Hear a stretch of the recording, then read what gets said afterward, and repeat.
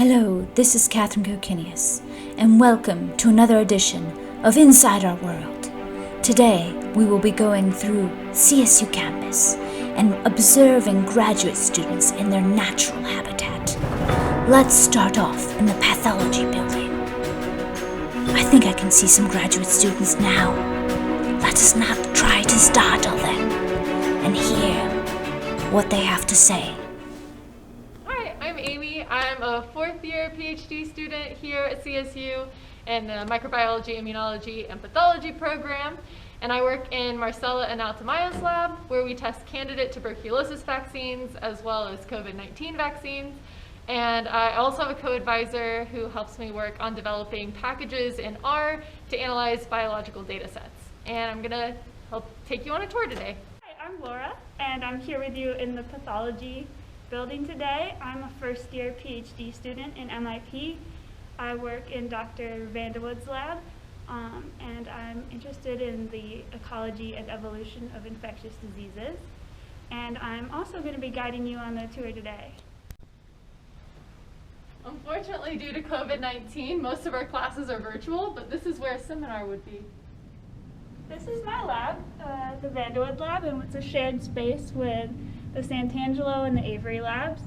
And this is where we do our stuff. I do cell culture, prep samples for sequencing, and all sorts of other things. One of the coolest things about the pathology building is that the break room has 8 microwaves.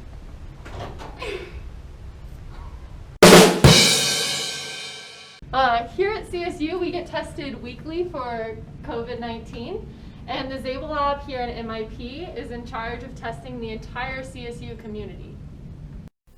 I started to follow these graduate students on the main campus, in the pathology building. Let us now venture towards the microbiology building, which is found here. This is Marcella's lab. This is my desk here, and this is where we do our work in the Bsl2. Oh, it seems that I have started one of the graduate students. Hi. A few other features of main campus include the Csu Health Center. This is where all the graduate students go to get medical care. They even have mental health services included in their package. Also, their flex cash can even be used for massage therapy. Quite nice. The other facility is the Student Recreation Center. This is where graduate students can go to exercise, play basketball, run on a treadmill, like the lab rats that they have. They even have a rock climbing wall that jumps into the pool. Now let us venture to the Foothills campus, specifically the Research Innovation Center. I think I see some more graduate students now. Must be very, very cautious. I do not want to creep up on them and scare them off like I did the last ones. Let us see. Oh, there they are. Got them.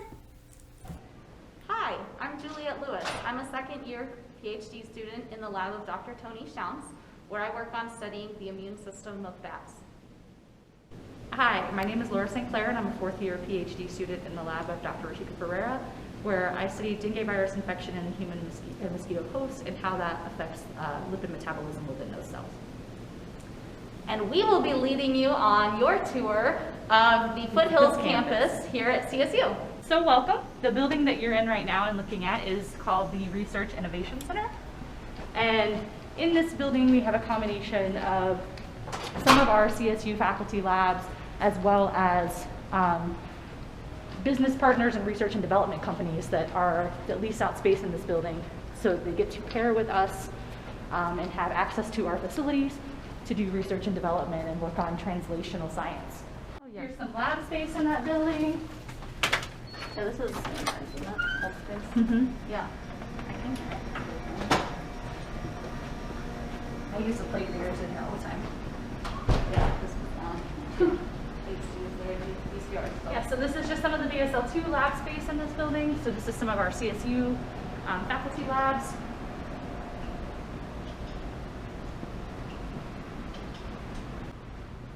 I believe this is John Belial space and Karen Dobo space.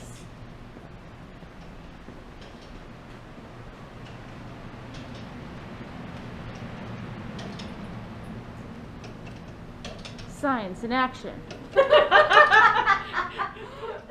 Cool. So normally when you guys come and you're here in person, there are some areas that we can't take you into because of access issues. And so since you have to do your tour virtually, we thought that we would give you a little bit of a treat. And so right now we're actually going to take you in and we're going to show you our bat colony. This bat colony has been captive for about 15 years, so we know that they're pathogen free, and that's really important when we're studying their immune system and how that interacts with viruses. Okay, you ready? So you can get like a cute video of this one, like eating its melon, going crazy. Woo! Aww. So while you can't tell, there are actually about 300 bats in this room right now. I can catch one. Buddy. They're the feistiest of creatures.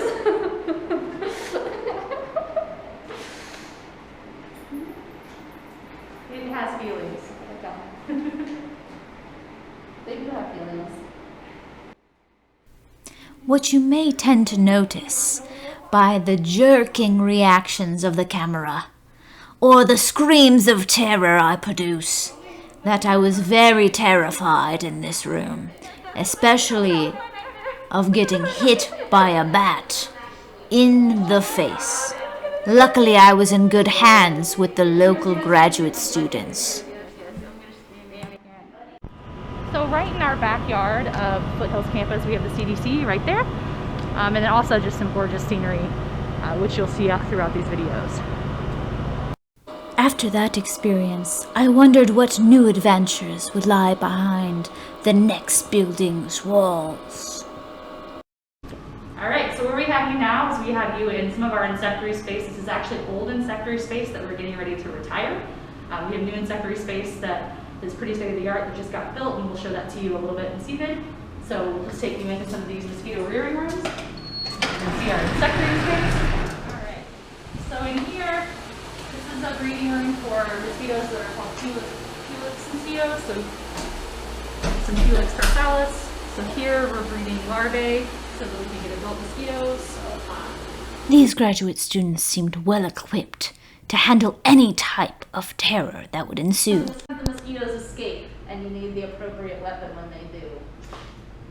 Especially 80s mosquitoes. 80s are exceptional escape They're very artists. small.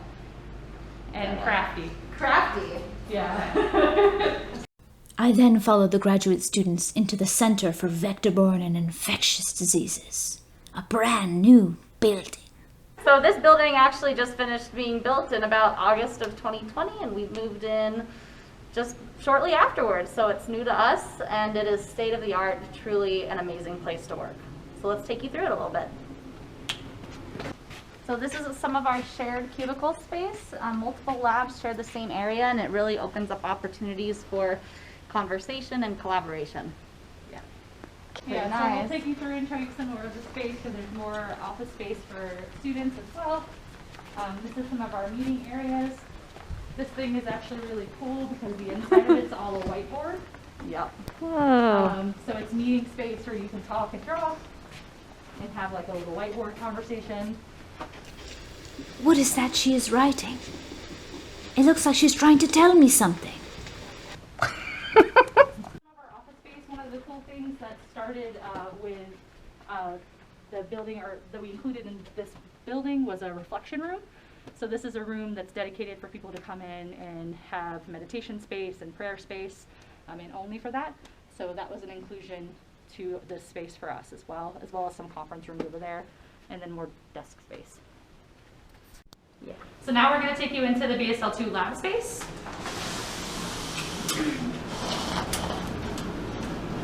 So in CVID we have a combination of, is it 11 labs? Yes. Yeah, 11 labs. And so this building was designed to be completely open concept so that we can really foster group collaboration. So you'll see some of the space and you'll see that it's very open concept, and each lab has its own set of benches, but we're all also just connected. What a beautiful lab space. Pipettes, glassware as far as the eye could see. Lab coats obviously for safety purposes. What a beautiful space. Us interviewed. State of Someone's the art. Vortex. Someone's really anal labeling schematic. Who might that be? These are tissue culture suites. They are completely separate from the lab to help ensure that nothing gets contaminated. And a really cool feature of these doors is that they are hand wave open. So if you have things in your hands, you don't have to worry about touching a door handle, and you also don't have to contaminate gloves or anything by touching doors.